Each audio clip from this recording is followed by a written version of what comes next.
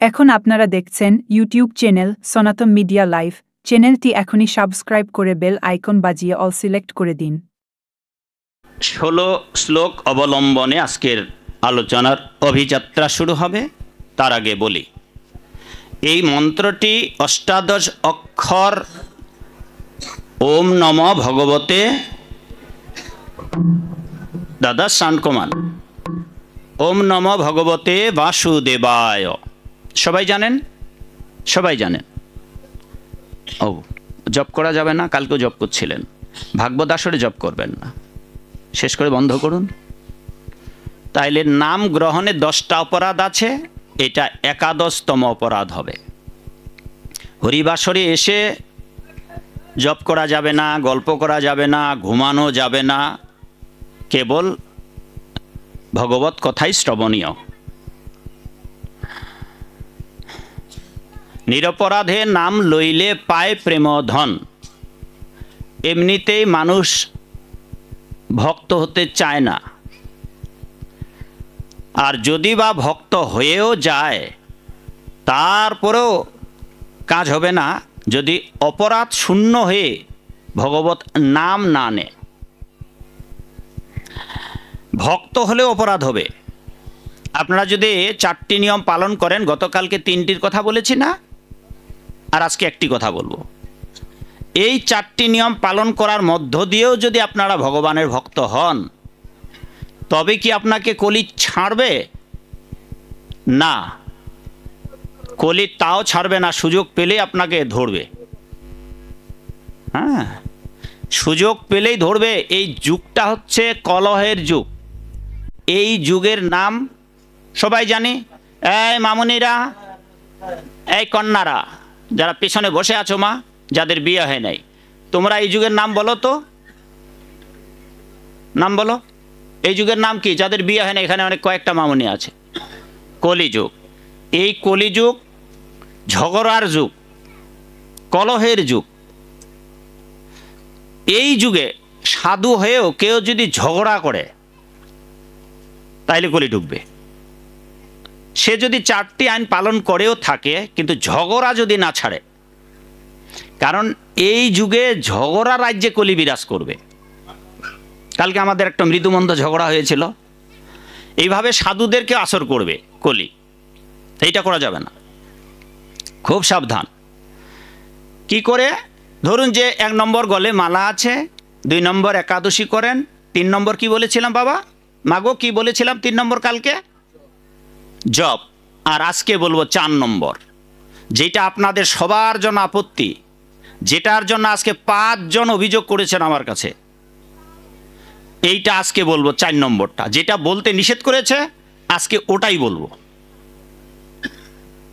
কারণ এইটা না পালন করলে আপনারা ভগবানের ভক্ত হতে পারবেন না। এখন 4টা নিয়মও যদি আপনারা পালন করেন, তাহলেও আপনাকে কলি ছাড়বে না। কারণ কলির কাজ হচ্ছে ইট। কথা একটা বাংলায় প্রবাদ আছে না বাবা, যে ইট মারলে পায়ে সমস্যা, সমস্যা ঝিঝি লাগছে। বাংলায় কীভাবে ইট মারলে? আমরা কলির বিরুদ্ধে যুদ্ধ করছি, তো কলি কি আমাদের বিরুদ্ধে যুদ্ধ করবে না? হ্যাঁ, আমি যদি আপনাদের স্বভাবের বিরুদ্ধাচারণ করি তবে তো আপনাকে খারাপ লাগবে বাবা। আপনারা যারা ভাগবত বক্তার সামনে বসে থাকেন, শ্রোতারা, আমার তো দীর্ঘ অর্ধেকের আয়ুর বেশি সময়, আমি যতদিন বেঁচে আছি তার অর্ধেকের বেশি সময় আমার তো অভিজ্ঞতা আছে। তারা সামনে যারা থাকে তারা চায় তাদের মতো করে আমি কথা বলি। ওদের প্রেয় রুচির, ভক্তি সিদ্ধান্ত সরস্বতী গোস্বামী প্রভুপাদ যেটা বলেছেন, যে জগতের প্রেয় রুচির কথা বলা যাবে না। আপনি যেটা পছন্দ করেন এটা বলা যাবে না। শাস্ত্রে যেটা আছে আপনার পছন্দ হোক আর না হোক তা বলতে হবে। বাংলায় আরেকটা প্রবাদ আছে, ভালো লাগুক আর না লাগুক খান তিতা, বুঝুন আর না বুঝুন পড়ুন ভাগবত এবং গীতা। যা ভালো জিনিস, ছোট ছোট বাচ্চাদের রোগের জন্য ডাক্তার তিতা মেডিসিন দিয়েছেন, ওটা খাওয়াতে হবে। এবার তিতা মেডিসিন যে দেওয়া হয়েছে মা কি করবে, বাবা কি করবে, হয় কলার ভিতরে ঢুকিয়ে খাওয়াবে বা কোনো কৌশল করে খাওয়াবে অথবা চিনি মিশিয়ে খাওয়াবে। বাচ্চা কিন্তু তিতা মেডিসিন খেতে চাইবে না, তবু খাওয়াতে হবে, কারণ ওর ভবরোগ সারাতে হবে, রোগ সারাতে হবে। সমাজের আমরা যেখানে বসে থাকি তার সামনে অধিকাংশ লোক এই ভবরোগের রোগী। নিজেরা রোগের চিকিৎসা করা যাবে না বাবা, নিজেদের মতো করে রোগের চিকিৎসা করলে আপনি তো মরবেন। তাই আপনাকে ডাক্তারের পরামর্শ শুনতে হবে। সমাজের অধিকাংশ লোক এই ধর্মের ব্যাপারে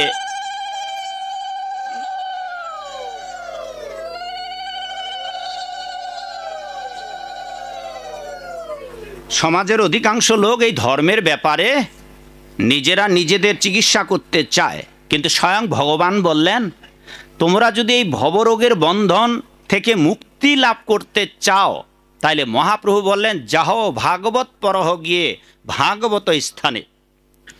এক গ্রন্থ ভাগবত আর এক ভগবত ভক্ত ব্যক্তি ভাগবত, এই দুজনের কাছে আপনাকে যেতে হবে। তবেই আপনি কি করে যাবেন? উগ্র চিন্তা ভাবনা নিয়ে, নাকি ভগবান বললেন যে তোমার যে বিষয়ে জানা নেই ওই বিষয়ে যদি তুমি জানতে চাও তাহলে সেই বিষয়ে একজন অভিজ্ঞ ব্যক্তিকে খুঁজে বের করতে হবে। আর ওই ব্যক্তির কাছে যেতে হবে কিভাবে? গীতায় ভগবান বলে দিলেন এইভাবে, তদ্বিদ্ধি প্রণিপাতেন পরিপ্রশ্নেন সেবয়া উপদেক্ষন্তীতে জ্ঞানেন তত্ত্বদর্শিন। আপনাকে বিনীতভাবে কৃতাঞ্জলি পুটে জোড় হাত করে গুরুর কাছে যেতে হবে বা তত্ত্বদর্শীর কাছে যেতে হবে। তিনি যা বলবেন নির্দ্বিধায় আপনাকে তা পালন করতে হবে। এটি হচ্ছে আধ্যাত্মিক জীবনের প্রথম শিক্ষা, যে আপনি যদি ভগবান সম্বন্ধে জানতে চান তাহলে আপনাকে আত্মসমর্পণের মনোবৃত্তি নিয়ে যেতে হবে। স্বয়ং প্রভু রামচন্দ্র বিনাশ করলেন রাবণ কুলকে। রাবণ ততক্ষণও নিঃশ্বাস ত্যাগ করে নাই। তিনি ভ্রাতা অনুজ প্রতিম লক্ষণকে বললেন, এবার রাজধর্ম বিষয়ে জানবার জন্য পৃথিবীতে রাবণের নেয়ার দ্বিতীয় জন নেই। হে অনুজ, এবার যাও রাবণের কাছে তত্ত্ব উপদেশ নেও। এমনি লক্ষণ একটু ক্রোধী সম্ভব, যিনি তার বৌদি মাতাকে চুরি করে এনেছেন, যার জন্য তাদের এত কষ্ট করে যুদ্ধ করতে হলো, সমুদ্র লঙ্ঘন করে যেতে হলো, সমুদ্র সেতু নির্মাণ করে যেতে হলো, সেই শত্রু যে তার কাছে যেতে হবে ধর্ম বিষয়ে, রাষ্ট্র বিষয়ে পরিচালনার উপদেশ নিতে সম্ভব? মুশকিল।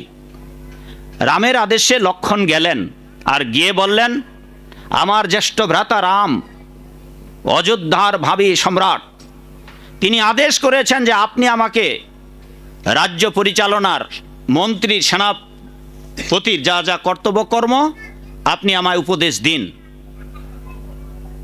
রাবণ উপদেশ দেয়নি, বলে আপনি এমন অধ্যত্ত যে আমার ভাই যে আপনাকে যুদ্ধে পরাস্ত করেছে আপনি আমাকে উপদেশ দিচ্ছেন না, আপনি আমার দাদার অবাধ্য। ভ্রাতা রাম ডেকে বললেন, না, এভাবে নয়, এভাবে কোনো জ্ঞান লাভ করা যায় না। তুমি কি ঋষি, তাদের গুরু কে ছিল? কুলগুরু। রামের গুরু কুলগুরু কে ছিলেন? রাম লক্ষণের, যখন তারা গুরুকুলে বিদ্যা শিক্ষা লাভ করেছিলেন? বশিষ্ঠ। তুমি কি তোমার বশিষ্ঠ গুরুদেবের কাছে আমরা যখন শিক্ষাবিদ্যা লাভ করি তখন কি আমরা এভাবে গিয়েছিলাম? সেভাবে যাও। এবার বিনীতভাবে সাষ্টাঙ্গে শুয়ে প্রণাম করে চরণ ছুঁয়ে নিবেদন করে যখন গিয়েছেন, সেই রাবণ, যে রাবণ উপদেশ দিতে চায়নি, সেই রাবণ আবার তত্ত্ব উপদেশ দিয়েছে।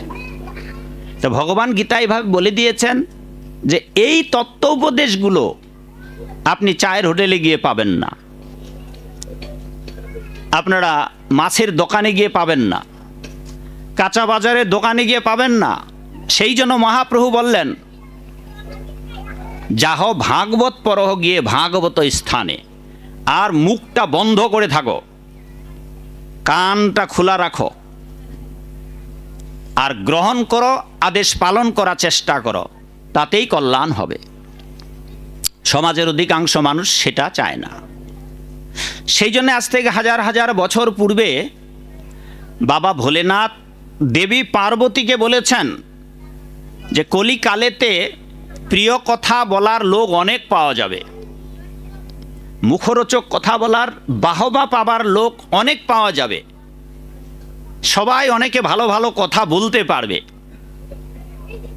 যদি সেটা মিথ্যা হয়, অশাস্ত্রীয় হয়, তবু সমাজ তাকে কদর করবে। কিন্তু হে দেবী পার্বতী, অপ্রিয় অথচ সত্য এই কথা বলবার লোক কলিকালে বড়ই দুর্লভ হবে, সত্য কথা বলার লোক পাবেন না।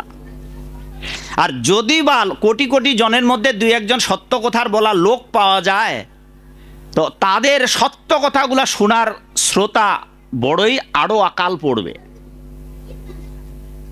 আমাদের সামনে যারা বসে থাকে তারা অধিকাংশ মানুষ যারা অপ্রিয় সত্য কথা শুনতে চায় না। এই যে বাবার অনেক বয়স হয়েছে, এই বয়সে বাবাকে নিজে সুন্দর করে তিলক এঁকে শিখা রেখে মস্তক মুন্ডন করে কৃষ্ণ নাম করার দরকার। বাবাকে এখানে এসে এক মা তিলক দিয়ে দিল, নিজে পুচ্ছে না। তা সেই জন্য আপনাদের বিনীতভাবে বিষয়গুলো জানতে হবে যে এইভাবে যে তিলক দিল, এইটা পর্যন্ত বেভিচার।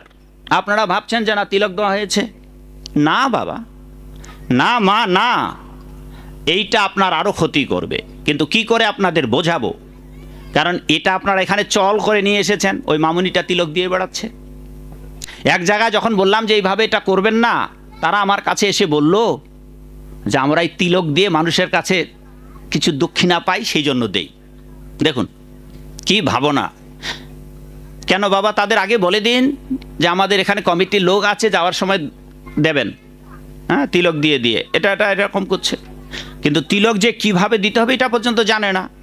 আর যদি বা আমরা বলি কালকে আপনারা আবার ওই যে ফাঁকা মাঠ, হ্যাঁ, সেই ফাঁকা মাঠ নিয়ে ঘুরে বেড়াবেন। তা সেই জন্যে এখানে আসবার উদ্দেশ্য হচ্ছে যে আপনাদের যে আমাকে কেন নিয়ে এসেছেন এখানে, এই জন্যে যাতে করে আমরা কিছুটা পরিবর্তন হই, ধর্মের ব্যাপারগুলো জানি। যদি আপনারা নিজেরা পরিবর্তন না হন, যদি যেখানে আপনারা আগে ছিলেন এখনো ওই জায়গায় যদি থাকেন, তাইলে ধর্ম ভাগবতী অনুষ্ঠানে আপনাদের কারো আসার দরকার নাই, আর আমাদেরও ডাকার দরকার নাই।